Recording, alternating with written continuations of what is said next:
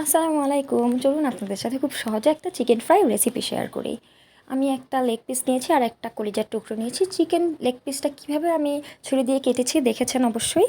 এখানে নিয়ে নিচ্ছি অল্প একটু হলুদের গুঁড়ো, মরিচের গুঁড়ো, ধনিয়ার গুঁড়ো, সামান্য লবণ। এরপর দিয়ে দিয়েছি সয়া সস, দিয়ে দিলাম আদা রসুন পেস্ট আর দিয়ে দিচ্ছি টমেটো সস। সুন্দর করে এটাকে মাখিয়ে আধা ঘন্টার জন্য ম্যারিনেট করে রেখে দিলাম। এরপর নিয়ে নিলাম 2 টেবিল চামচ চালের গুঁড়ো আর 1 চা চামচ কর্নফ্লাওয়ার। এটাকে ভালো করে মিক্স করে নিচ্ছি। এরপর আমার ম্যারিনেট করা চিকেনগুলোকে আমি চালের গুঁড়োর মিক্সটাতে খুব সুন্দর করে কোট করে নিলাম। এরপর আমি গরম তেলে মিডিয়াম আঁচে কিন্তু চিকেনগুলোকে ছেড়ে দিচ্ছি। এটা কিন্তু বেশি আঁচে ভাজা যাবে না, তাহলে বাইরে কুক হবে আর ভেতরে কাঁচা থেকে যাবে, তাই মিডিয়াম আঁচে আমি ভেজে নিচ্ছি।